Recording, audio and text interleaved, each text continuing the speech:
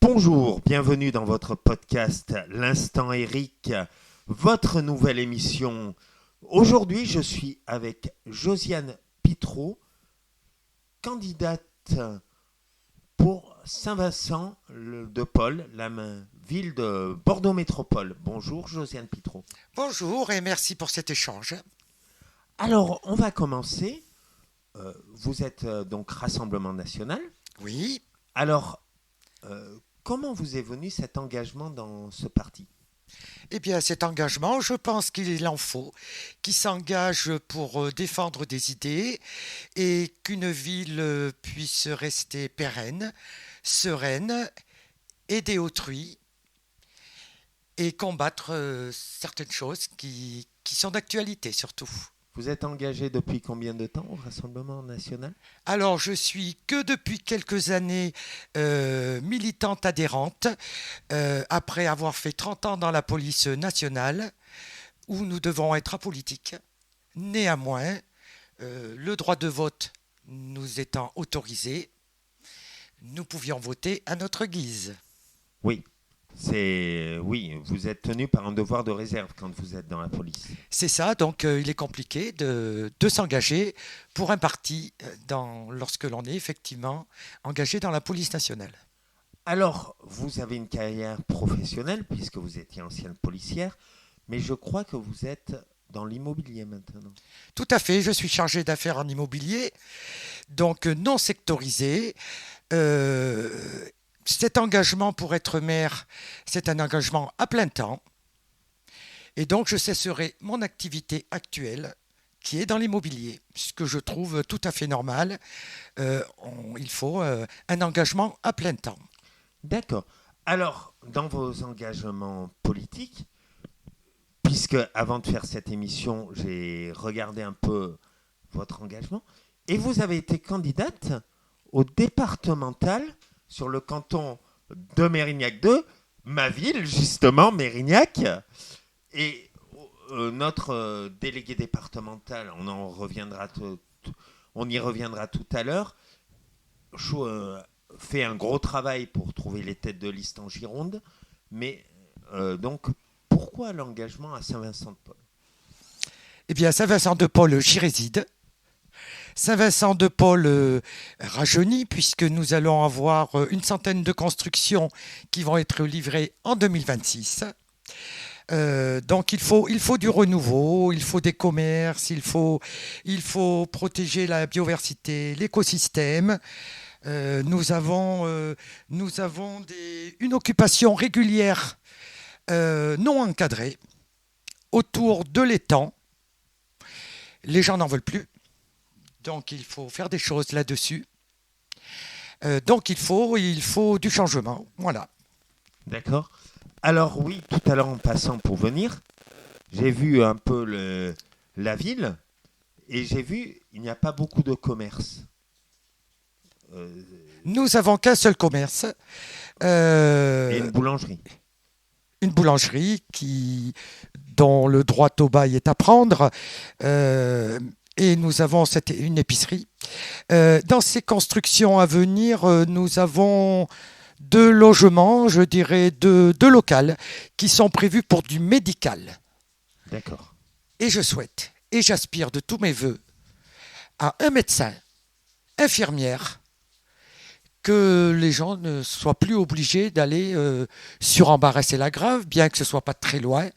Mais nous devons effectivement avoir du commerce sur la commune. Vous n'avez pas de médecin sur la commune. Non, pas du tout. D'accord. Ça fait partie des déserts médicaux. Exactement. D'accord.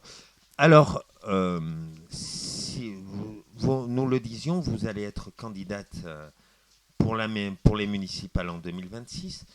Alors, on peut, sans dévoiler trop votre programme, mais quelle serait votre grande idée phare ? Alors, mon idée phare, l'étang de Saint-Vincent-de-Paul et ses volatiles. Ces volatiles qui diminuent régulièrement. Dès qu'il pleut, c'est le cas aujourd'hui, il est impossible de se promener autour de l'étang. Donc, il faut revoir le tour de l'étang. Il faut surveiller que nos volatiles ne diminuent pas de plus en plus. Il faut que cet endroit soit réaménagé et qu'il reste agréable pour tous les habitants. Oui, c'est de l'écologie. C'est de l'écologie. D'accord. Alors, pour parler écologie, pour parler logement, Saint-Vincent-de-Paul fait partie de Bordeaux Métropole. Aujourd'hui, on sait que la métropole grandit, grossit, et dont beaucoup d'efforts sont demandés à certaines villes, Bordeaux, Mérignac, Talence, et on voit un peu Villeneuve-d'Ornon. Si demain, vous gagnez la ville, la métropole vient vous voir en vous disant « ça serait bien que vous participiez à l'effort de construction sur la ville ».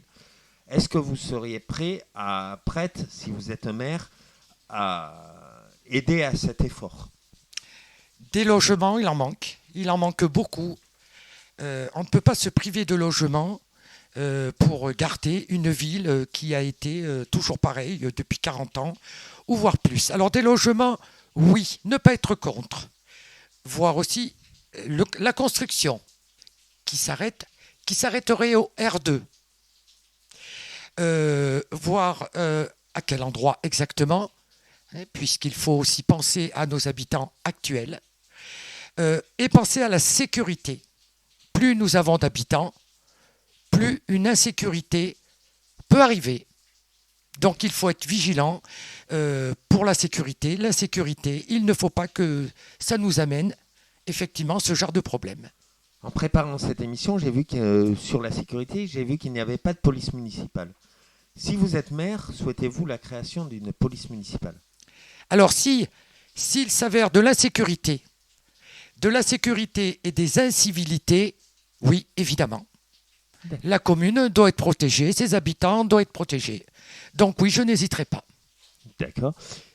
Et une dernière question, parce qu'on ne va pas détailler votre programme ici. Non, comme ça me donnera le plaisir que l'on se revoie dans quelques mois pour que je vous dévoile, oui, pourquoi pas une grande partie de mon programme. Et donc, on sait que Bordeaux Métropole a une compétence, c'est les transports en commun. Les maires siègent à Bordeaux Métropole. Beaucoup de maires disent c'est la métropole, mais les maires y siègent, donc c'est eux qui prennent ces décisions. Aujourd'hui, est-ce que niveau transport en commun, votre commune est assez desservie? Alors, la commune est bien desservie en transport. Néanmoins, nous devons écouter les concernés, les habitants. Donc moi, dès que je suis maire, mon vœu et ce que je ferai, c'est pour dans bien des domaines, dont les transports, pour moi, les habitants doivent être consultés. C'est eux qui prennent les transports en commun, c'est eux qui sont concernés, et c'est avec eux que nous devons aussi avancer pour les transports en commun. D'accord. Eh bien, merci Josiane Pitreau. Merci à vous. Et à très bientôt. À très bientôt, bien sûr. Et merci à monsieur Florent Dufaux que nous ayons pu être en contact l'un et l'autre. Eh bien, merci. Merci. Merci. À bientôt. Au revoir. Au revoir.